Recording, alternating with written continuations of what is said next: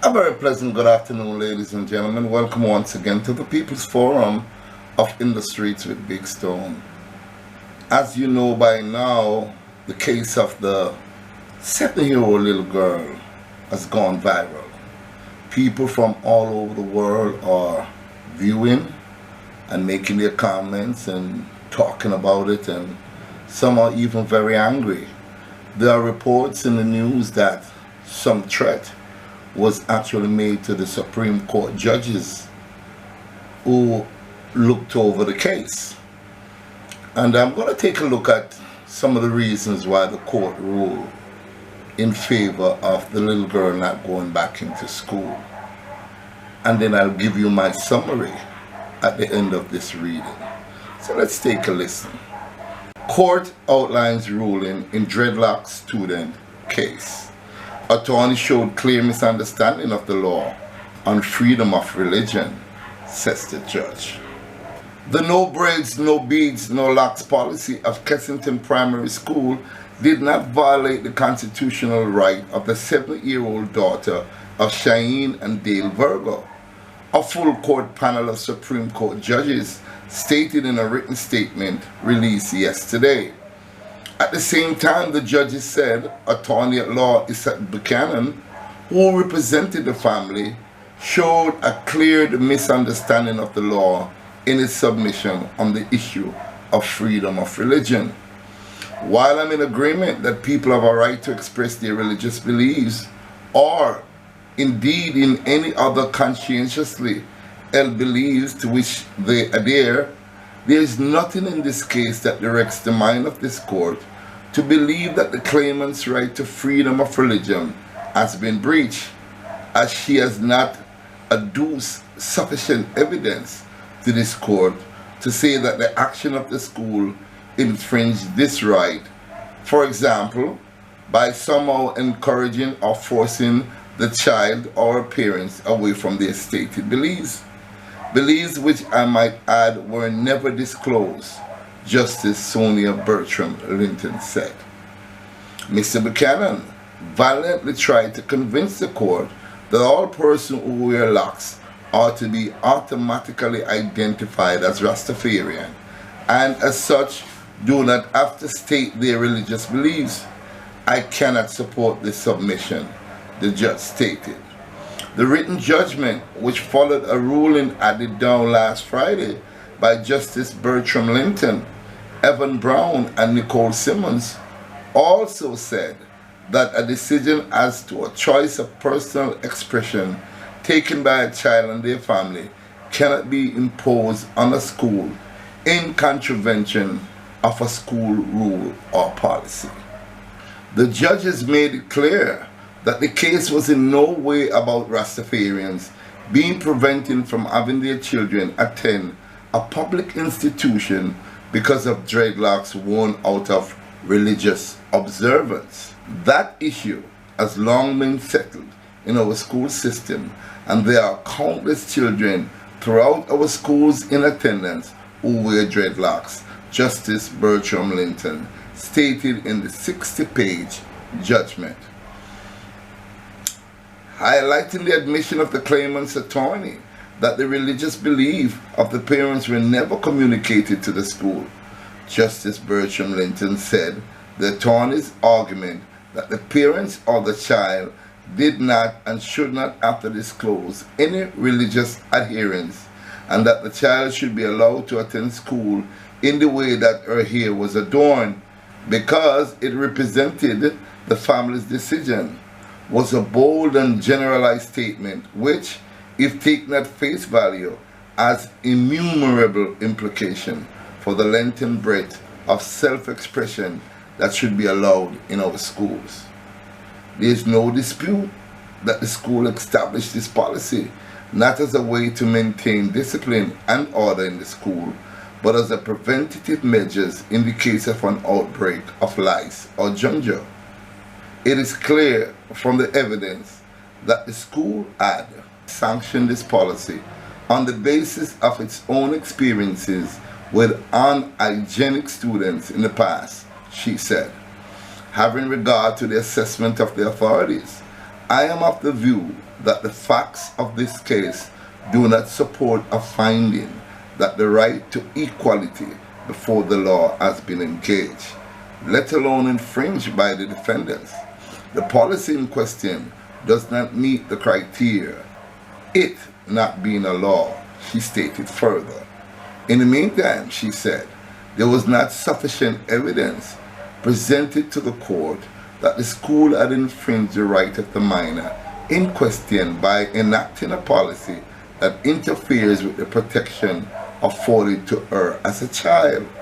It is not sufficient, in my view, to base my decision solely on the reaction of the mother, particularly when she had not acted upon the suggestion to cut her daughter's hair.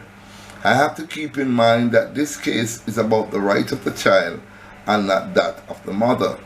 It is my view that there was no justifiable physical or mental harm which would have been caused by the defendants. The withdrawal of the space at the school never materialized. The act of removing the locks of the child's hair could have only been carried out with the knowledge and consent of her parents, the judge said.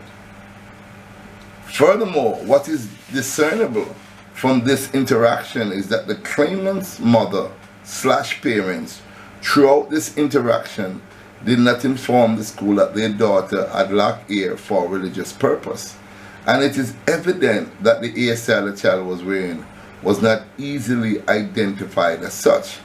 The view is supported by the information in the affidavit of Christine Hamilton, the current principal. She said that during orientation, the child hairstyle was identified as sister locks and that the mother had indicated that the hair was just a style, the judge pointed out. I find that the policy of the school did not breach a child's right to education.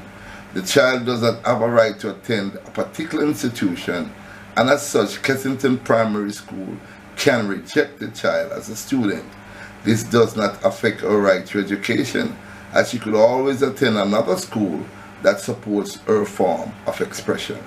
Furthermore, the judge said they had failed to establish how the minor has been treated differently than any other child in similar circumstances to her own, and therefore the court was not of the view that her right to equitable and humane treatment had been infringed by the school.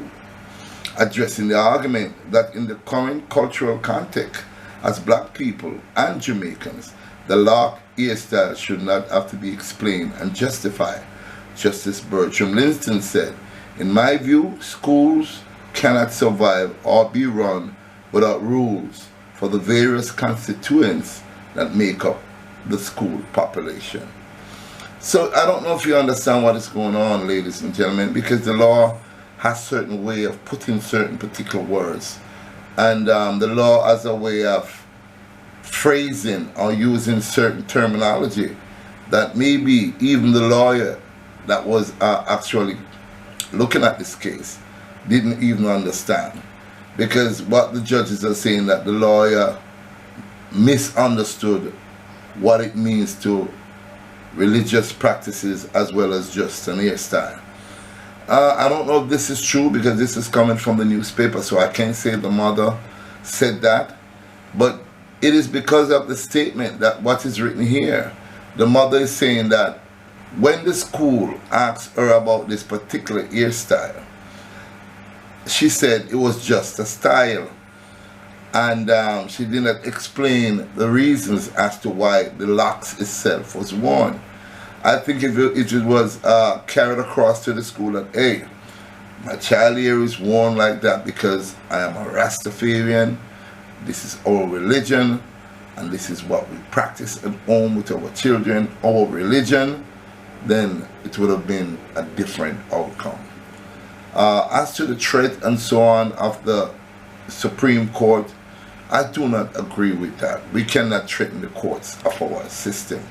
But what we can do is we can group up, we can protest, we can make sure our numbers are felt, because remember, in anything, numbers count.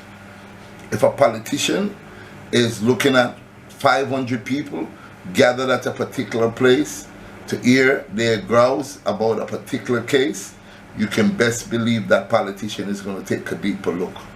If 2,000 or 5,000 people show up at a particular place or a venue in protest of this law, you can best believe the government is going to take a different look at the law, because numbers are very important. We're coming on to an election, and can you imagine if 2,000 or 3,000 or 5,000 or 10,000 Rastafarian gathered in their numbers in front of the Prime Minister's office or the court downtown? Can you imagine the outcome? The outcome would have to be, they will have to reverse that decision. So I'm not with you trying to arm the judge or anything like that. It doesn't get us anywhere. But guess what? Our actions, our togetherness, our unification, our act of protesting, that is the only way we can win this. Alright? The ballot is mightier than the bullet. Thank you very much for watching. Please like, share, and comment on this video. And if you have not yet subscribed to my channel, please do. Thank you so much for watching, and have a great day.